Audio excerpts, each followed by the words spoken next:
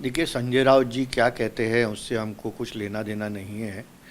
लेकिन अगर दो भाई साथ में आते हैं तो ये अच्छी बात है।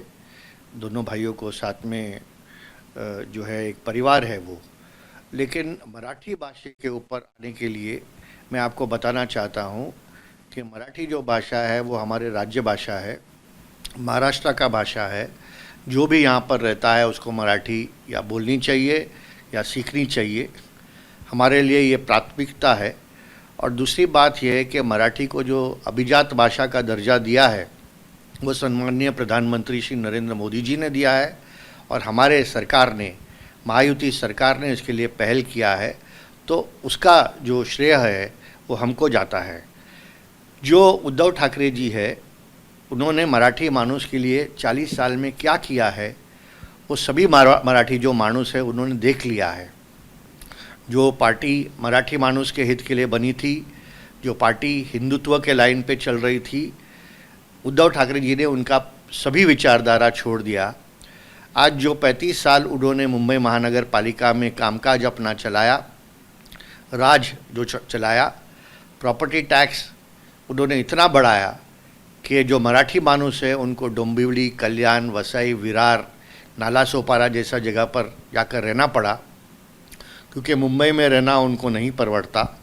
और ये जो पूरा मराठी मानुस का अगर किसी ने बुरा हालत किया है, गिरनी कामगारों का बुरा हालत किया है, उनको जो घर नहीं देने का पूरा जो इन्होंने कामकाज किया है, तो मुझे लगता है ये उद्धव ठाकरे जी ने किया है।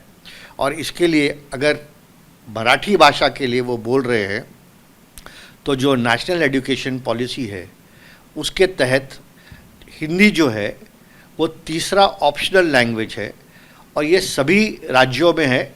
जो भी विद्यार्थी अगर हिंदी नहीं तो संस्कृत हो, तुलु हो, तेलुगु हो, कन्नड़ हो, उर्दू हो, वो उसमें से चयन कर सकता है।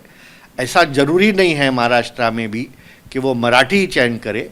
लेकिन पॉलिटिकल मुद्दा बनाकर लोगों का ध्यान भटकाने के लिए ये जो उद्धव ठाकरे जी और संजय राउत जी कर रहे, मुझे लगता है कि ये बहुत गलत है। हम कभी मराठी विरोधी नहीं थे, कभी हमने हिंदी का इम्पोजिशन नहीं किया। हमने खाली ये कहा है कि अगर एक ऑप्शनल भाषा आपको सीखने मिले तो उसमें आपका फ़ायदा होगा, विद्यार्थी का फ़ायदा होगा। पर राज ठाकरे और उद्धव ठाकरे जिस तरह से साथ आने का एक मैसेज दिया गया कि मानो अब ये दोनों अब साथ ही आ रहे हैं, जबकि राज ठाकरे की पार्टी, उनका उदय ही शिवसेना उद्धव ठाकरे के विरोध के नाम पर ही शुरू हुआ था।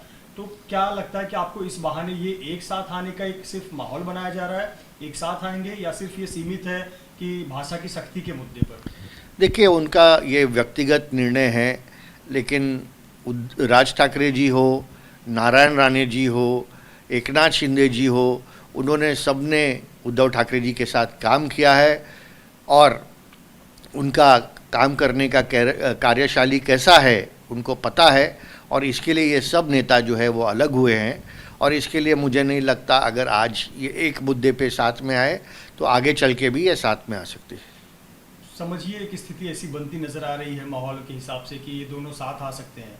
पिछले दो चुनाव में दोनों को क्या नफा नुकसान हुआ सबने देखा है। तो क्या लगता है कि इससे शिवसेना, आपकी पार्टी शिवसेना पे शिंदे गुट को कितना फर्क पड़ेगा अगर ये दोनों मराठी मुद्दे पर सामने आते हैं? क्योंकि मराठी अस्मिता की बात, मराठी स्वाभिमान की बात तो शिवसेना, जो बाला साहब ठाकरे की आप लोग विचारों वाली पार्टी कहते हैं, वो भी करती है। तो राजनीति में जब गठबंधन जैसी स्थिति बनती है तो शिवसेना शिंदे गुट को, आप लोगों को क्या नफा नुकसान होगा? देखिए, हम जो हमारी शिंदे साहब की शिवसेना है वो भारतीय जनता पार्टी के साथ है, अजीत दादा पवार के साथ है। हम लोग एक महायुति में पहले से लड़ रहे हैं, आज भी लड़ रहे हैं। शिवसेना और भारतीय जनता पार्टी का जो अलायंस है वो 1987 पे से है और ये हिंदुत्व के मुद्दे पे है। उद्धव ठाकरे जी ने हिंदुत्व छोड़ दिया, वो कांग्रेस के साथ चले गए। उन्होंने मराठी मानुस की जो भूमिका थी वो छोड़ दिया, वो अलग हो गए। इसके लिए जो मराठी मानुस है और महाराष्ट्र का जो हिंदू मानुस है, उन्होंने 16% अधिक मतदान एकनाथ शिंदे जी को किया है।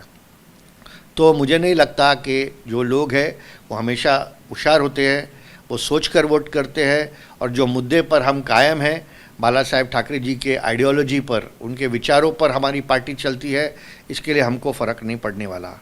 फ़र्क पड़ने वाला है तो उद्धव ठाकरे जी को फ़र्क पड़ने वाला है, क्योंकि कांग्रेस पार्टी इसके बाद उद्धव ठाकरे जी के साथ कभी नहीं आ सकती, क्योंकि राज ठाकरे जी का जो नॉर्थ इंडियंस के खिलाफ, उत्तर भारतीयों के खिलाफ जो उन्होंने संघर्ष किया है हर बार, कारण के साथ या बिना कारण के साथ, उसके वजह से कांग्रेस पार्टी अब उद्धव ठाकरे जी के साथ नहीं आ सकती।